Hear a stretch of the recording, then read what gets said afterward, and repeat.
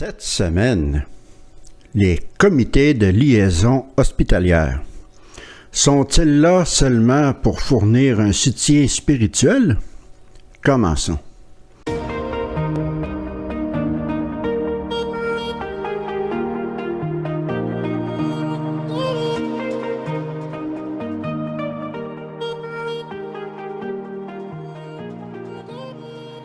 Bonjour et bienvenue à une nouvelle vidéo sur la vérité concernant Watchtower et les témoins de Jéhovah.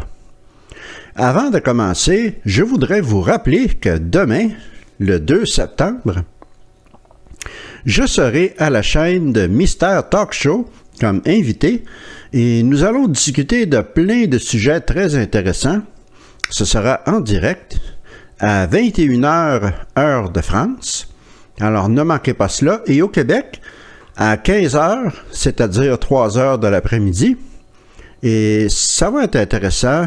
On va parler de mon parcours, pourquoi j'ai ouvert ma chaîne, les témoins de Jéhovah au Québec. Aussi, on va parler de l'affaire d'Héloïse Dupuis. Et c'est pour cela que je fais la vidéo d'aujourd'hui, d'ailleurs.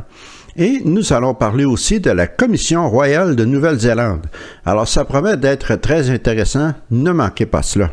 Aussi, je ne serai pas seul, il y aura Dominique Reynaud, William, et je crois qu'il y aura quelqu'un d'autre aussi. Ah oui, il y aura moi. Alors, une fois de plus, ne manquez pas cela, ça promet d'être intéressant. Bon. Maintenant, passons aux choses sérieuses. Les comités de liaison hospitalière. Que sont-ils? Que font-ils? Eh bien, il s'agit d'un groupe d'anciens qui vont se présenter à l'hôpital ou à la clinique où un témoin de Jéhovah est hospitalisé pour, soi-disant, coordonner avec l'équipe médicale pour offrir un soutien spirituel aux patients et aussi trouver des solutions alternatives au sang. Mais quelle est la réalité? Et avant de continuer, je voudrais spécifier que cette vidéo est bien entendu pour tout le monde. Je veux que tout le monde l'écoute, mais je vais particulièrement m'intéresser à ce que les professionnels de la santé, les médecins, les infirmières, les techniciens en laboratoire, etc., tous ces gens-là, je voudrais qu'ils écoutent cette vidéo. Et en ce qui concerne mes auditeurs habituels qui ne sont pas médecins ou professionnels de la santé, je vous demanderai, si c'est dans la mesure de vos moyens, bien entendu, chacun fait comme il peut, mais de transmettre le lien de cette vidéo à votre médecin ou à votre hôpital ou à votre clinique, car c'est très important que ces gens-là sachent qu'est-ce que c'est que le comité de liaison hospitalière et qu'est-ce qu'ils font réellement. Parce que beaucoup de médecins, beaucoup de professionnels de la santé opèrent sous de fausses présomptions et c'est très important de les corriger. Quelle meilleure manière d'analyser ce sujet qu'en regardant une vidéo qui a été faite par Watchtower il y a de cela 4 ans. C'est une vidéo qui date de 2020 et qui s'appelle « L'organisation de Dieu à l'œuvre, une disposition pleine d'amour pour les moments de détresse ». Et c'est une vidéo vraiment décevante. C'est de la pure propagande. On utilise de la manipulation, de la tromperie et carrément des mensonges pour promouvoir les comités de liaison hospitalière. Analysons donc cette vidéo et c'est une vidéo qui dure à peu près 5 minutes. Après chaque segment, je vais voir de quoi il s'agit, je vous ferai quelques commentaires et je partagerai des informations qui, j'espère, aideront beaucoup les professionnels de la santé à se faire une idée juste de ces fameux comités de liaison hospitalière. Commençons avec le premier extrait.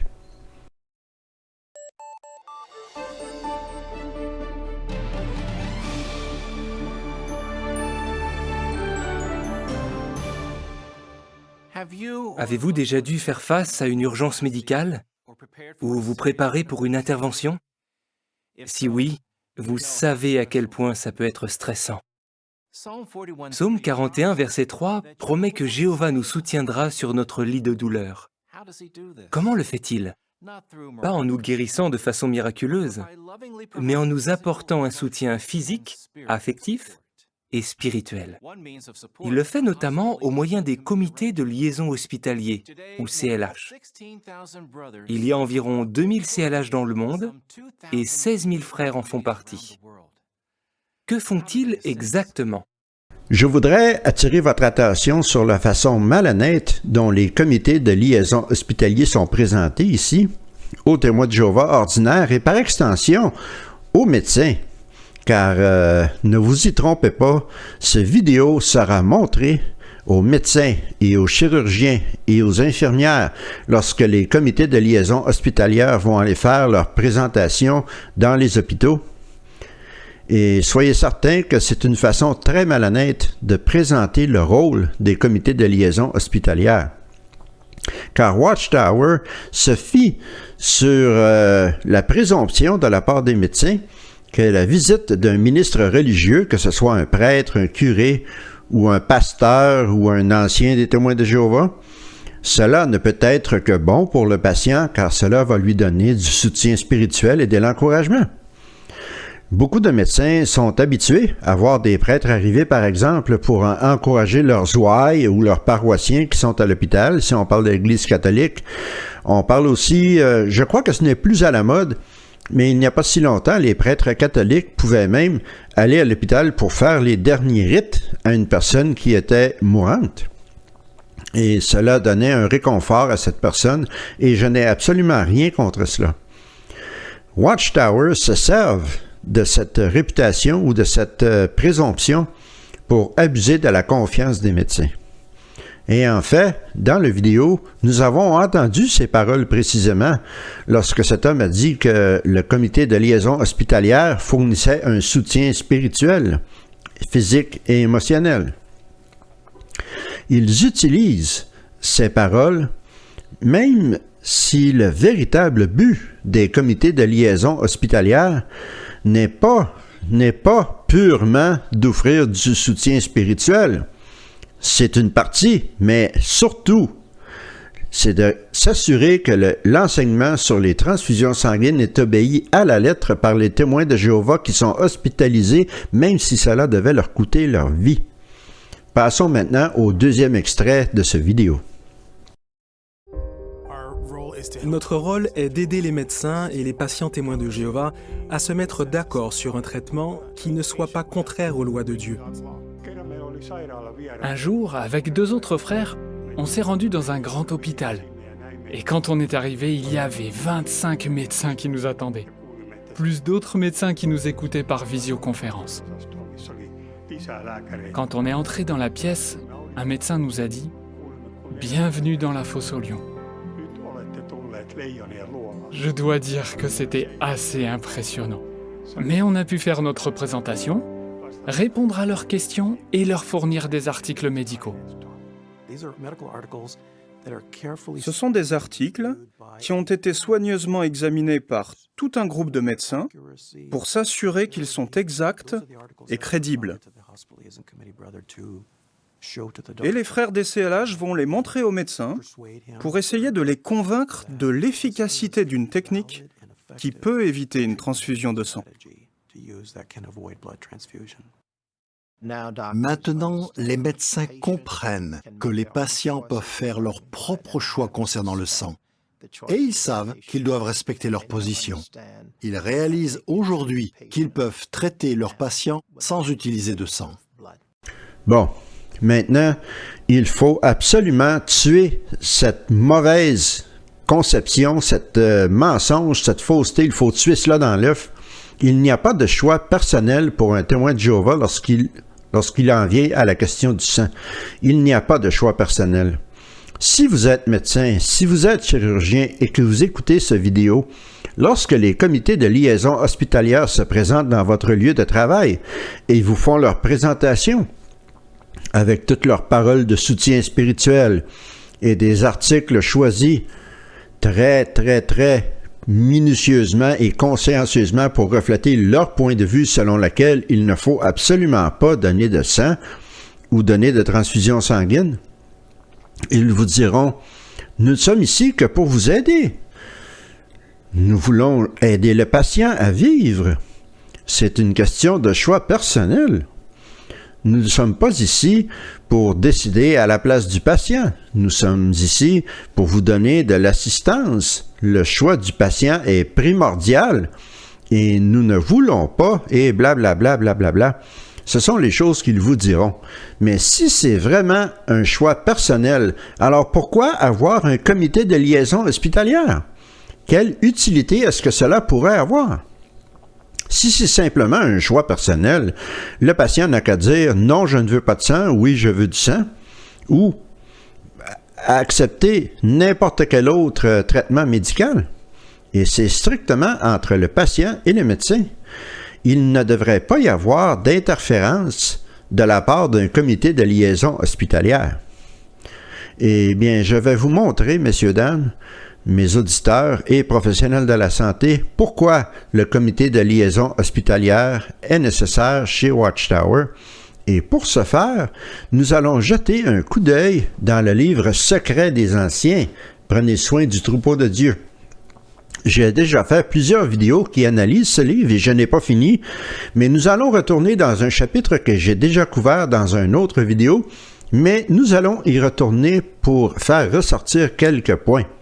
Et nous allons voir que le rôle des anciens dans ces comités est en fait d'exercer de la coercition et de la pression sur les patients pour s'assurer qu'ils ne prendront pas de sang.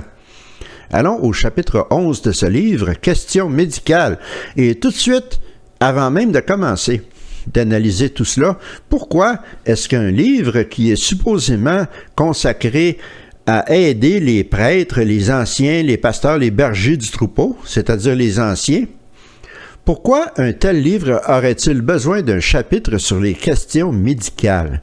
Quel besoin y a-t-il de cela? Si un membre de pratiquement n'importe laquelle autre religion que je connaisse a besoin de soins médicaux, sa religion n'entre pas en jeu.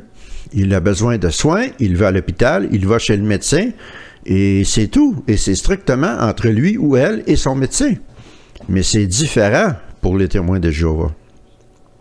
Chez les témoins de Jéhovah, les anciens ont le devoir d'aller se fourrer le nez dans cette interaction extrêmement personnelle et privée entre un patient et son médecin.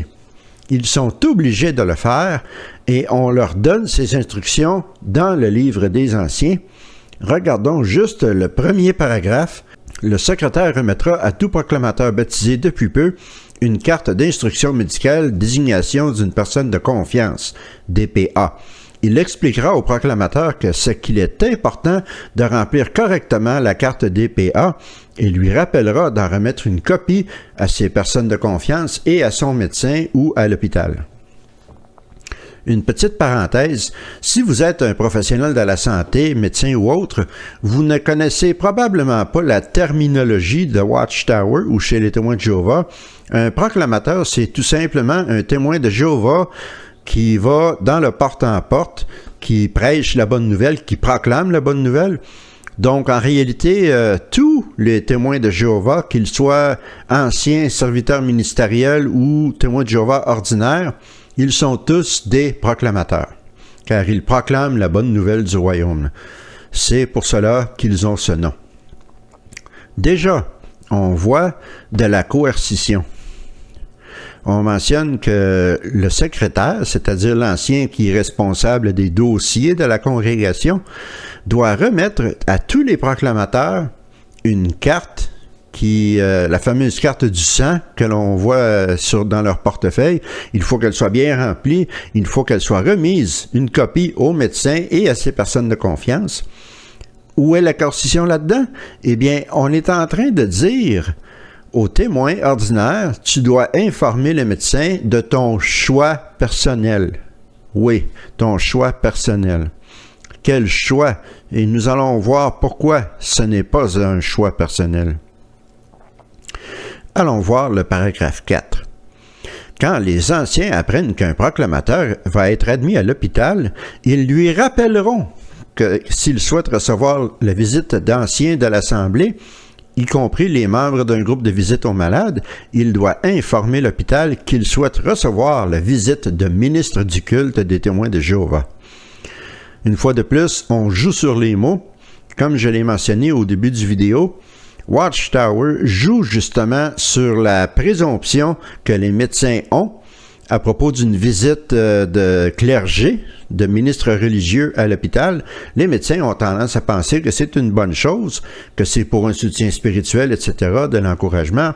Alors, ils vont jouer sur ces paroles, ils vont jouer avec cette présomption. Et voyez comment c'est hypocrite de la part de Watchtower lorsque les anciens apprennent qu'un proclamateur va être admis à l'hôpital, ils lui rappelleront, oui, n'oublie pas, là. C'est plus un commandement qu'un rappel, n'est-ce pas? Ils lui rappelleront, si tu veux recevoir la visite des ministres du culte des témoins de Jéhovah, il faut informer l'hôpital. Et cela ouvre la porte au comité de liaison hospitalière. En disant cela, Watchtower veut s'assurer que la doctrine, la religion, le dogme auront leur place aux côtés du lit du patient. Un peu plus loin dans le même paragraphe, on mentionne « Le proclamateur voudra s'assurer que son dossier médical contient une copie de sa carte DPA, instruction médicale, désignation d'une personne de confiance. Pour être sûr que sa volonté sera respectée, un proclamateur peut choisir de nommer comme personne de confiance 2 témoins de Jéhovah plutôt que des membres de sa famille qui ne sont pas témoins. » Avez-vous remarqué comment dans ce paragraphe, on dit aux témoins de Jéhovah ce qu'ils devraient vouloir, ce qu'ils devraient désirer? Une fois de plus que des rappels, ce sont des commandements. Le proclamateur voudra s'assurer. Pour être sûr que sa volonté, oui, sa volonté, son choix personnel, j'en doute fortement. Et la dernière partie du paragraphe, nommer comme personne de confiance 2 témoins de Jéhovah plutôt que des membres de sa famille qui ne sont pas témoins. En soi, c'est un scandale. Et plus loin dans la vidéo, lorsque nous arriverons à la triste histoire d'Héloïse Dupuis, vous allez comprendre pourquoi c'est un scandale, pourquoi c'est une catastrophe, ce genre de politique. Allons voir le paragraphe 5. Avec la permission du proclamateur, des membres du comité de liaison hospitalier ou d'autres personnes peuvent parfois parler de la situation du proclamateur avec le personnel médical. Toutefois, c'est le patient ou ceux qui l'ont désigné comme personne de confiance qui doivent prendre les décisions concernant les soins. Avec la permission du proclamateur. N'ayez aucun doute que les proclamateurs se sentent pratiquement obligés de donner cette permission aux anciens. Il y a de la coercition pour des raisons qui vont devenir évidentes plus tard dans la vidéo.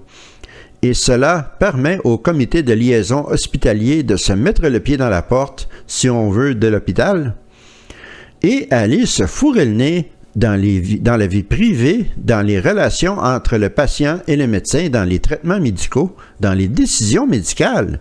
Et la dernière phrase, toutefois, c'est le patient ou ceux qu'il a désignés comme personne de confiance qui devront prendre les décisions concernant les soins.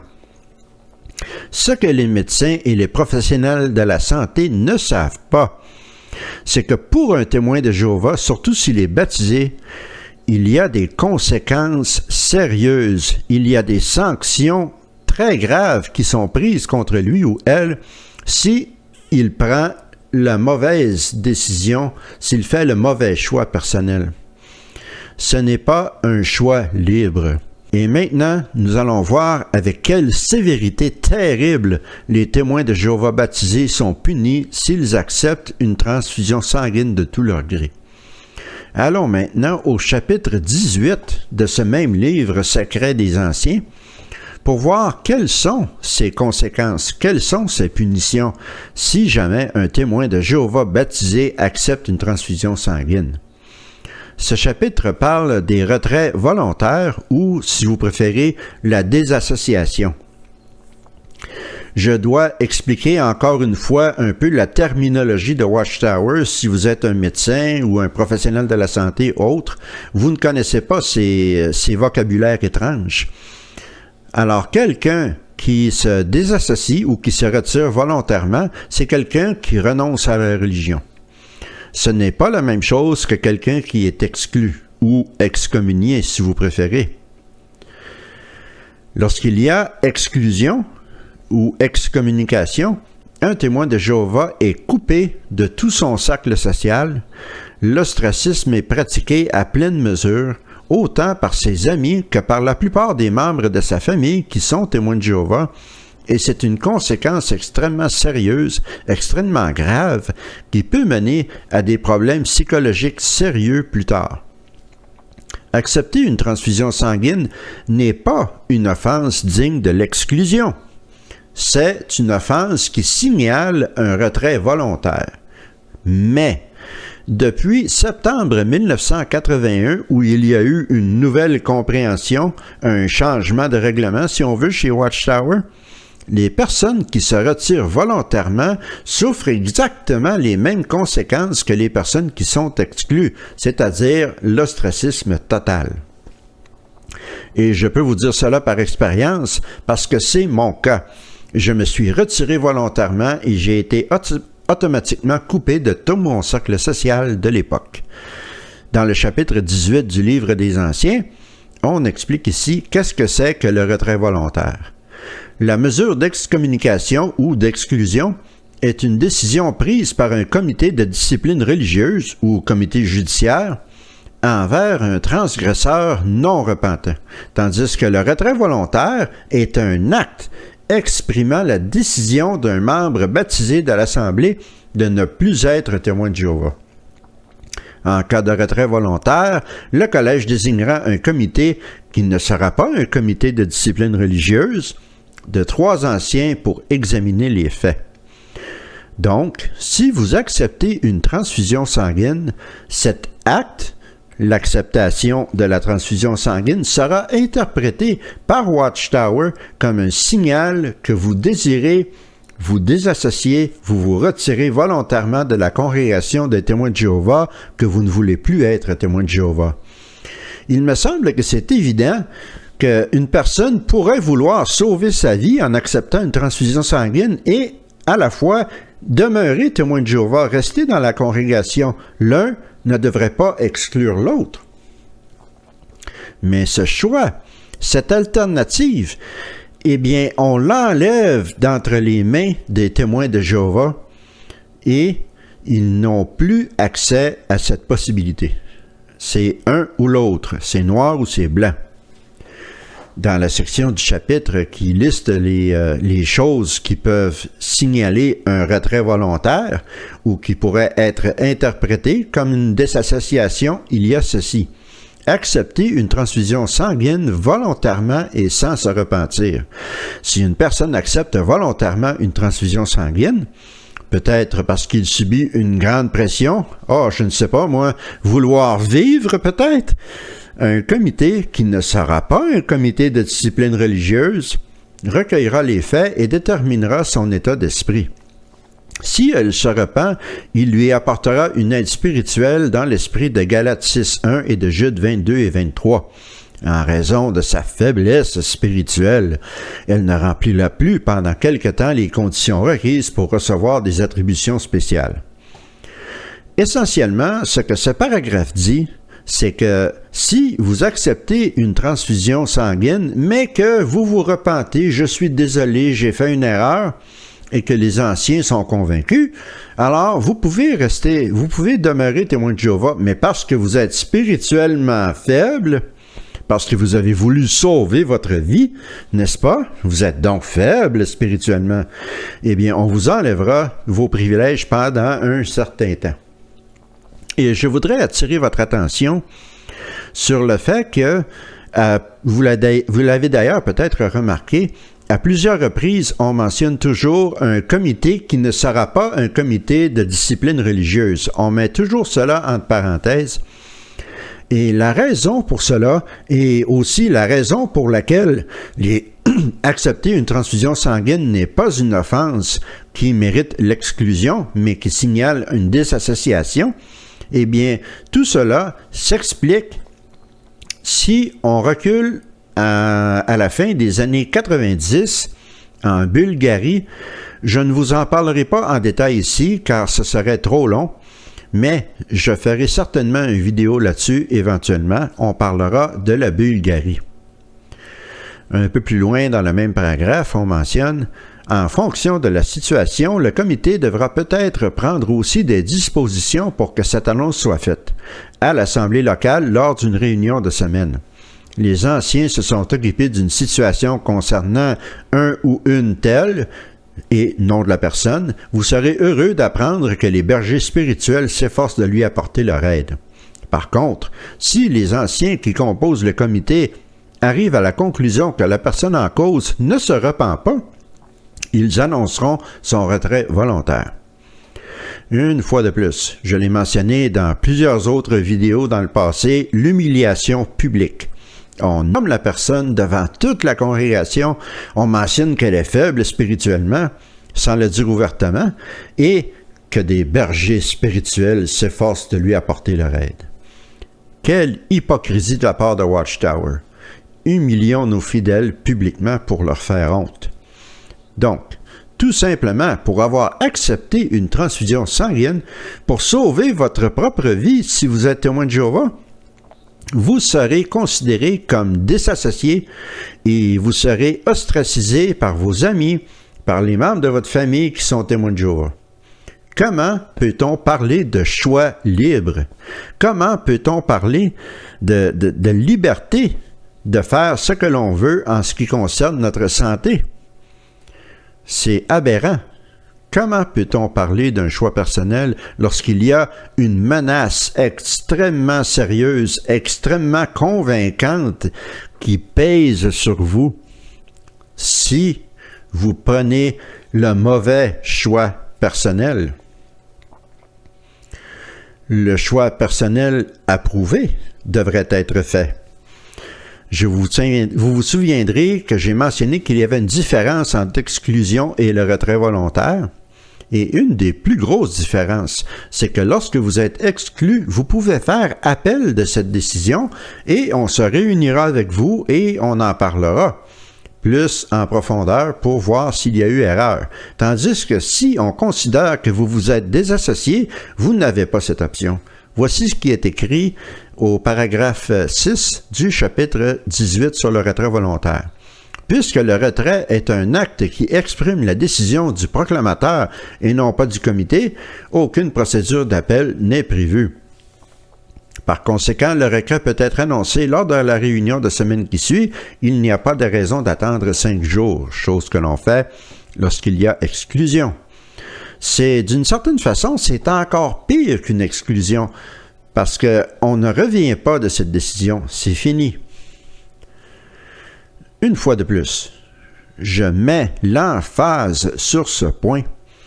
Vous, médecins et professionnels de la santé, une personne témoin de Jéhovah baptisé qui accepte une transfusion sanguine va se retrouver dans l'une des pires situations psychologiques imaginables pour avoir simplement voulu sauver sa propre vie.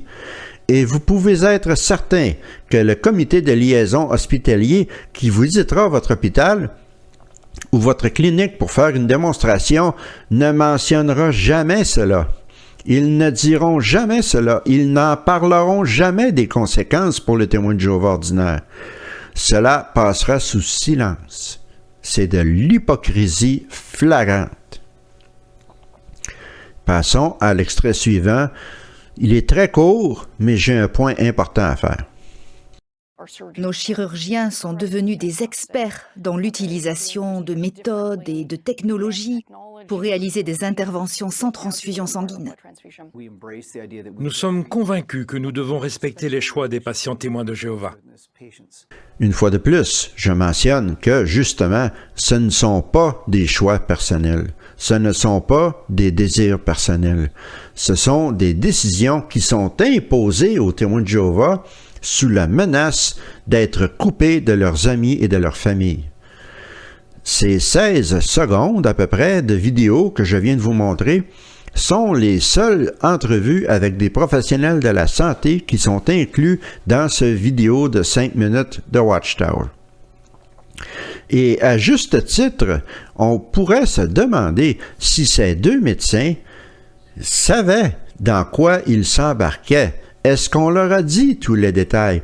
Est-ce qu'on leur a parlé du retrait volontaire? Est-ce qu'on leur a parlé de l'ostracisme? Est-ce qu'on leur a parlé des conséquences pour les témoins de Jéhovah qui décident d'accepter une transfusion sanguine? Non seulement j'en doute fortement, mais en fait, je suis certain que non, parce que si on leur avait dit tout cela, ils n'auraient jamais voulu donner d'entrevue pour apparaître dans une vidéo de propagande. C'est incroyable. Puisque Watchtower ont choisi d'inclure des entrevues avec des professionnels de la santé, eh bien, moi aussi, dans mon vidéo, je vais vous offrir une entrevue avec un autre professionnel de la santé, le Dr. Ian Mitchell de l'Université de Calgary au Canada. La raison que cette entrevue a eu lieu à la radio de Radio-Canada, au Canada bien entendu, c'est suite au décès de Héloïse Dupuis, une jeune femme qui est morte à l'âge de 26 ans en 2016, suite à des complications après son accouchement de son premier enfant. Elle a saigné à mort essentiellement. Ça lui a pris 5 jours pour mourir. C'est horrifiant. La différence entre le décès d'Héloïse Dupuis et de milliers d'autres témoins de Jéhovah à travers le monde qui meurent à chaque année parce qu'ils refusent une transfusion sanguine, c'est que dans la plupart des cas, les témoins de Jéhovah qui meurent pour cette raison-là, leurs familles, leurs amis sont tous des témoins de Jéhovah pratiquants et à cause de la nature isolée, insulaire de cette secte, ils ne vont pas faire de brouhaha, ils ne feront pas beaucoup de commentaires sur le fait qu'ils ont perdu un être cher pour une raison aussi stupide, parce qu'ils y croient aussi.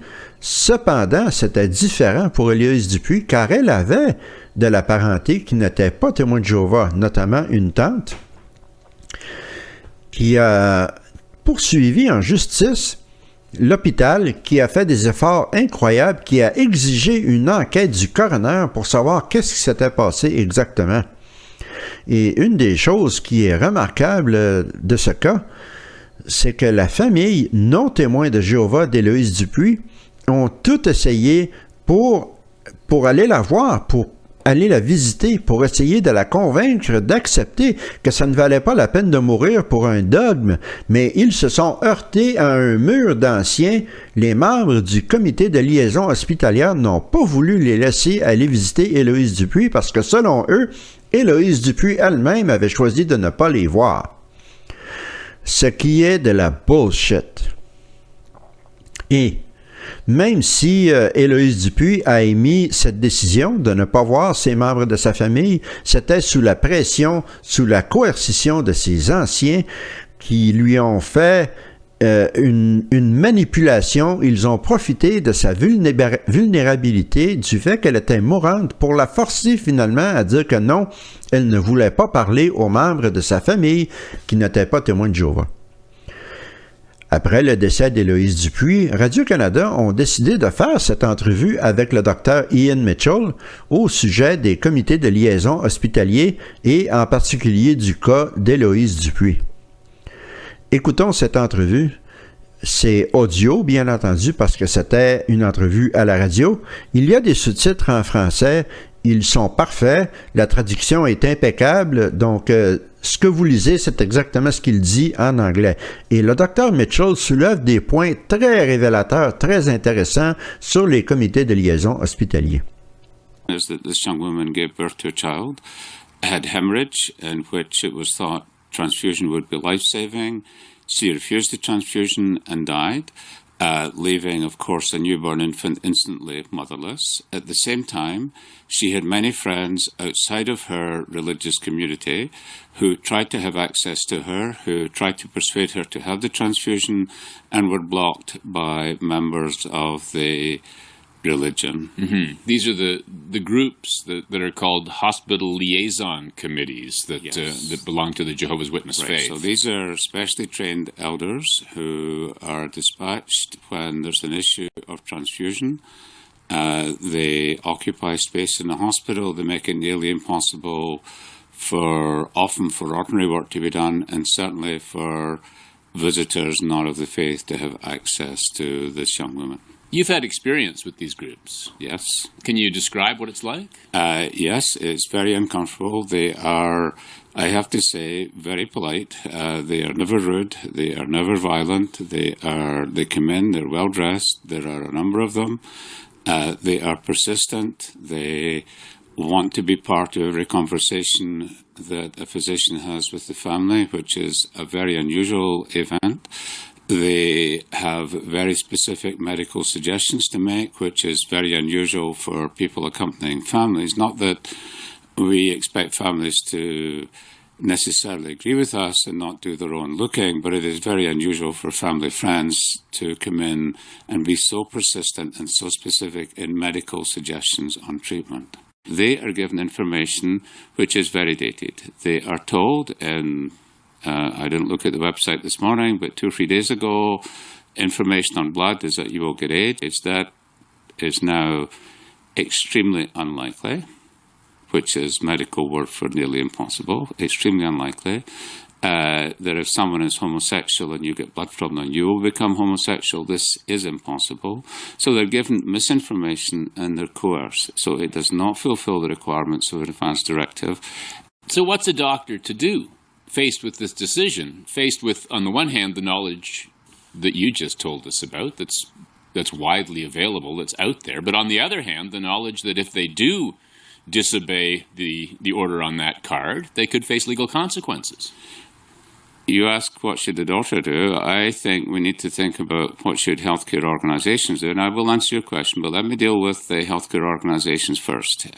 We would expect, in terms of Eloise, this young woman who died in Quebec, that her husband would have a role in guiding her, that her parents might, that perhaps, I don't know if she had sisters, but they would be part of it.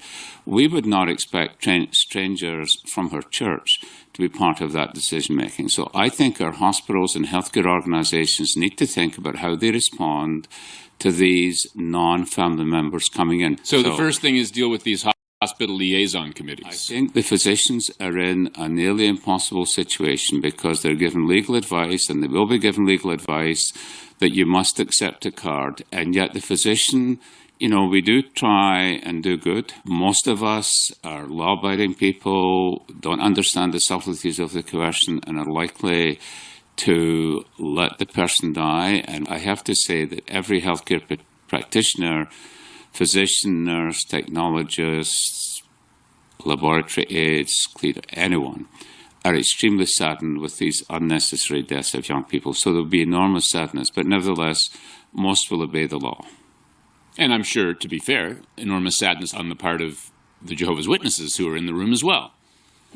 I would hope so. I have no evidence of that because, in fact, martyrs are created.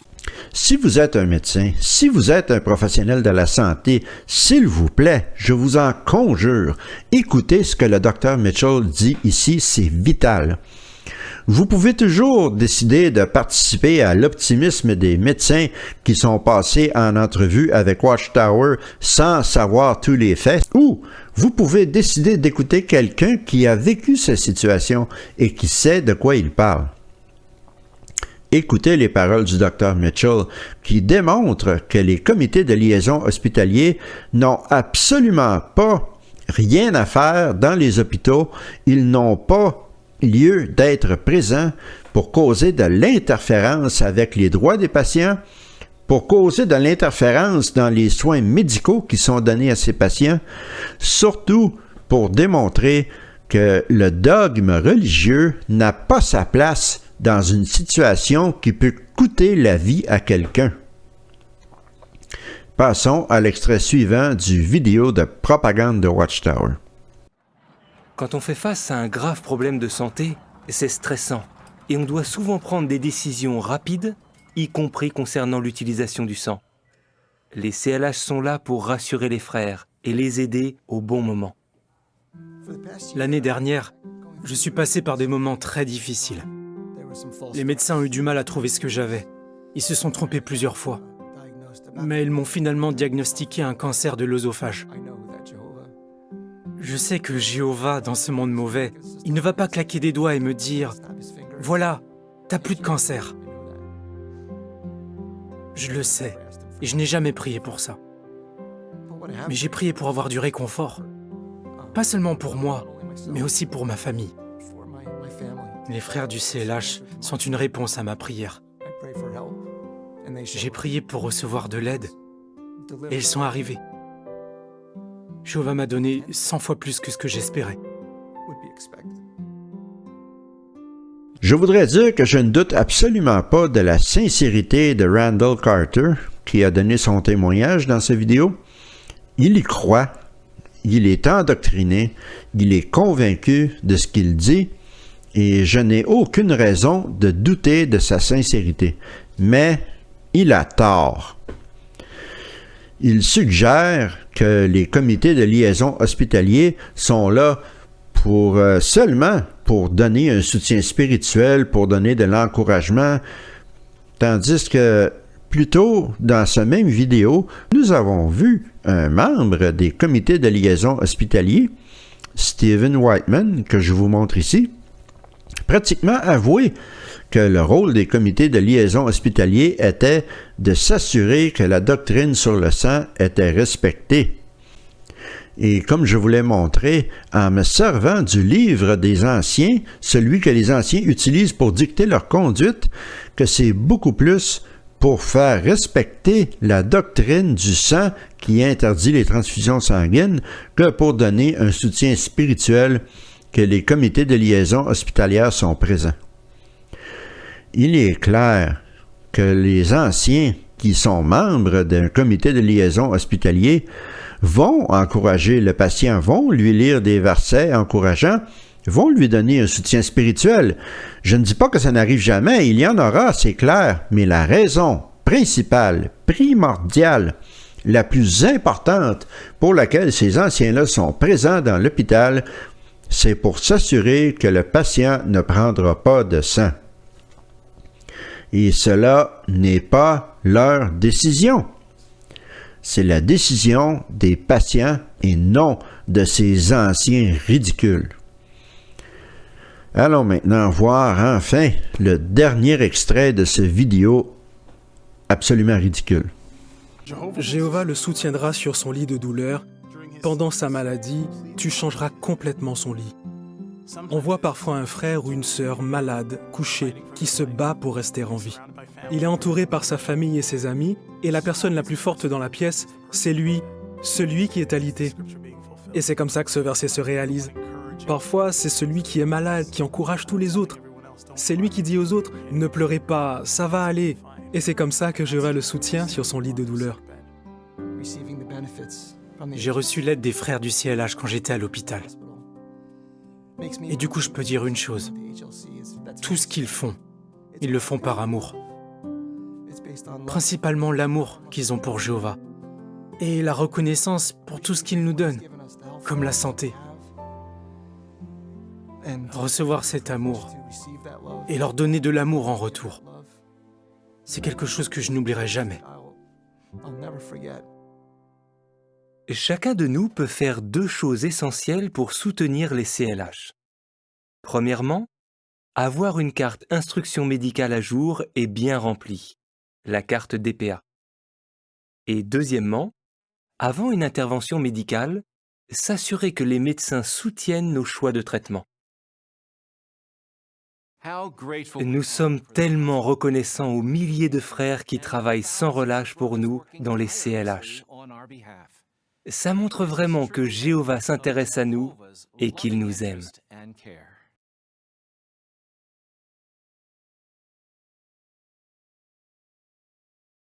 Et voilà, c'est la fin. Aïe, aïe, aïe. Maintenant, j'espère que vous comprendrez pourquoi, à la lumière de toutes les choses que je vous ai dites, les raisons pour lesquelles j'ai trouvé ces vidéos absolument affreux. Plein de coercition, plein de désinformation, plein d'hypocrisie et de manipulation. J'ai trouvé que c'était de très mauvais goût dans la vidéo qu'ils ont fait de dire que tout cela était basé sur l'amour. Je suis désolé, mais ce n'est pas une preuve d'amour que de forcer quelqu'un à mourir pour un dogme religieux. Et les anciens des comités de liaison hospitaliers vous diront, à vous, les médecins, « Ah non, nous ne voulons pas mourir, nous sommes pour la vie, c'est pour ça que nous vous offrons toutes ces alternatives, tous ces traitements de remplacement, ces thérapies médicales qui n'utilisent pas le sang. Nous voulons vivre. » Mais je ne suis pas médecin, bien entendu, je ne suis pas un professionnel de la santé, mais je suis convaincu, je suis certain qu'il y a certains cas où il n'y a pas d'alternative aux transfusions sanguines, comme dans le cas d'Héloïse Dupuis. C'était les transfusions sanguines ou la mort. Et à cause du comité de liaison hospitalier, elle a été forcée de choisir la mort. Absolument horrible. Si vous êtes un témoin de Jéhovah ordinaire, le choix est simple.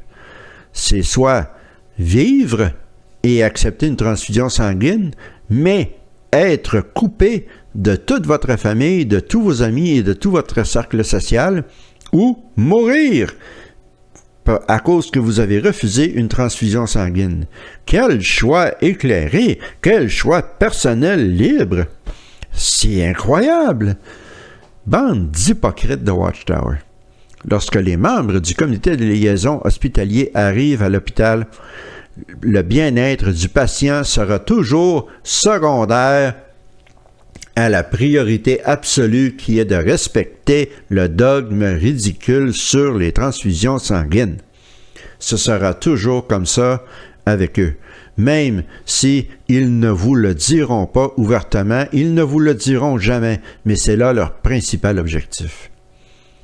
Vous comprendrez peut-être maintenant pourquoi j'ai intitulé cette vidéo « Les faucheurs de vie ». Peut-être penserez-vous, franchement, Paul, un peu trop mélodramatique, tu ne trouves pas? Ces anciens qui sont toujours si bien habillés, si polis, ce ne sont pas des faucheurs de vie. Eh bien oui, car leur rôle, leur travail principal consiste à obliger les témoins de Jéhovah malades, affaiblis et vulnérables à se donner en martyrs à la cause d'un dogme religieux. Ce sont des faucheurs de vie. Et si vous ne me croyez pas, si vous trouvez que j'exagère, faites des recherches sur Jared Scepter, un petit garçon de 10 ans qui est mort parce que ses parents ont refusé qu'il prenne des transfusions sanguines. Cela vous démontrera à quel point les témoins de Jéhovah et Watchtower prennent cela au sérieux, sont prêts à aller jusqu'au bout, sont prêts à offrir leurs enfants en martyrs à cette cause absurde. Si vous êtes un médecin ou un professionnel de la santé qui écoutez cette vidéo, il est crucial, il est vital que vous ne laissiez pas entrer ces bonhommes du comité de liaison hospitalier dans votre clinique, dans votre hôpital. Maintenez-les loin de vos patients à tout prix, car la vie de vos patients en dépendra peut-être, et je suis très sérieux. Oui, il est vrai que vous devez respecter les désirs et les choix personnels de vos patients. Mais ce ne sont pas des choix personnels, ce ne sont pas des choix libres si les membres du comité de liaison hospitalier sont là pour mettre de la coercition et de la pression sur ces personnes. Et si c'est un choix personnel, alors pourquoi est-ce qu'il y a des mesures disciplinaires si sévères pour les témoins de Jéhovah qui acceptent une transfusion sanguine? Ils perdront tout, simplement pour avoir voulu sauver leur vie. Ceci conclut la vidéo d'aujourd'hui.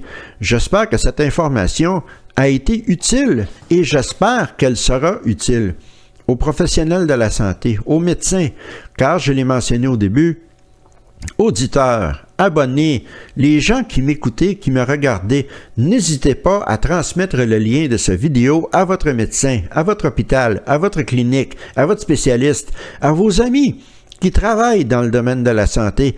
Il faut que ces gens-là connaissent la réelle fonction du comité de liaison hospitalier. Il faut protéger les patients. C'est une question de vie ou de mort dans beaucoup de cas. Et ce n'est pas une exagération que je fais là. N'oubliez pas, demain, le 2 septembre, en direct sur la chaîne Mystère Talk Show, vous allez pouvoir profiter de ma personnalité étincelante. Et j'espère que vous serez là en grand nombre.